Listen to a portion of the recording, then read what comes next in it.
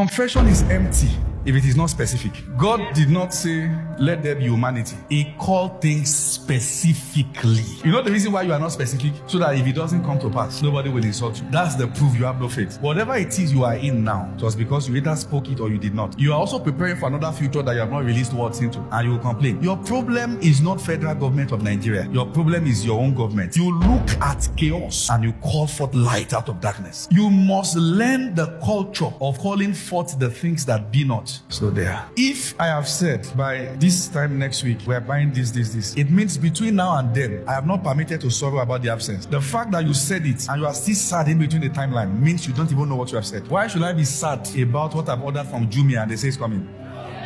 How much more what I ordered from heaven? Let me tell you, nothing passes from the spiritual to the physical without going through a thought. If I wake up every day saying that, this place we are living, they say they rob here every time. Listen to what I'm saying. I'm creating. Robbers will gather to have their meeting wherever they are. They may not even plan to come to my house, but the fragrance of my fear will bring them. That is why Job could say, what I feared has come. Fear is creative, so is faith. When I was living in the house, the roof of the house was made with sack, bag of rice, no window. When I was living there, I went to meet the landlord. I said a time will come that many news media will come to document this house because they will say a man lived here. When that time comes, allow them. God will keep your life till then. I said that to him as a man that was paying 8,000 naira per year in that house. Awareness that nobody can steal from you. What do you know about your future like you know your name? Faith is not in time.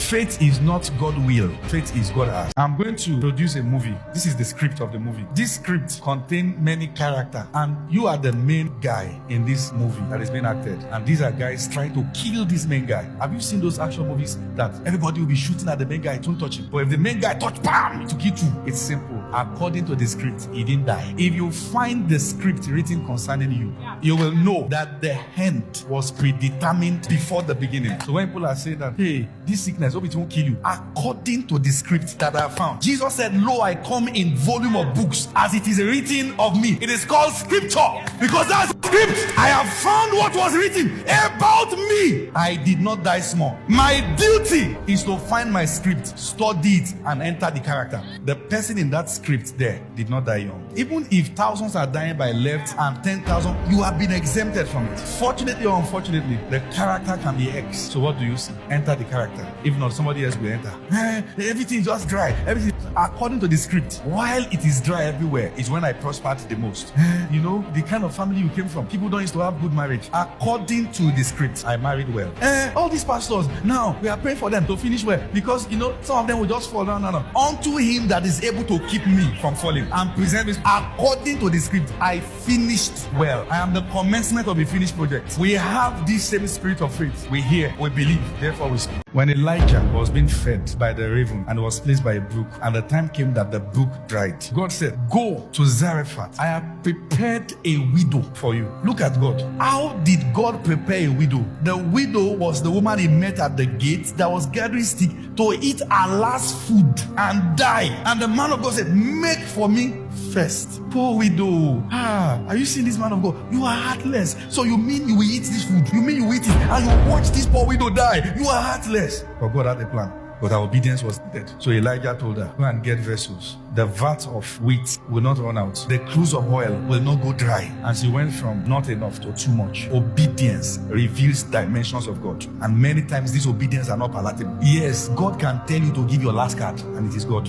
His ways are far higher than our ways. And sometimes he leads us in path that may not make sense. He told Abraham, go and sacrifice Isaac, your only son, whom you love. What? That's what he told Abraham. Are there instructions that God can no longer give you? Because you are now a smart person. For your mind, you get masters. This can't be God. That's what he told him. Go and sacrifice Isaac for me. And he was going to do it. God said, don't. Now I know that you fear me. Abraham, in blessing, God bless you. Listen to what I'm saying. Before you envy people, know the covenant power in them. You can't envy a man's harvest if you don't know a seed. The blessing of Abraham is not what can be imitated. This one came out of obedience. As we are loud on other things, we must be loud on obeying God, revering for we. There were two guys in the Bible. They were both advanced from Genesis 11, the lowest part, then till Genesis 19. You keep reading their story. They were both advanced, Abraham and Sarah. God had given words, given promises. promises. You will have a child. You do this. Through you, the nation of the earth will bless and all that. I will multiply your seed as the stars of heaven. This and all that. And he was getting old. Then God finally came and said to him, I'm giving you a new name. Your name will no longer be called Abram, but Abraham. Your wife, her name will no longer be called Sarai, but Sarah. We call the things that be not as though they were. If you are calling the things that be the way it is, you have not found the word. Sarah. You know what that means? Princess. Abraham, father of nations. What did Sarah need? Her age, she was already advanced. She need to be a princess again. What did Abraham need? He need to be rejuvenated again. So she was calling forth rejuvenation. He was calling forth reversal of age. They did it for a while. He could get attracted with her. You know, that's the first miracle. That you could be attracted to an 80-something-year-old woman to even touch her. Is that not the reason why your wife is stubborn? What do you call her? Stubborn woman. All the prophetic grace on your life, you are a prophet. Anything you name becomes what you call it. God was showing us this is the pattern. Where you find the word, keep saying it. Don't stop.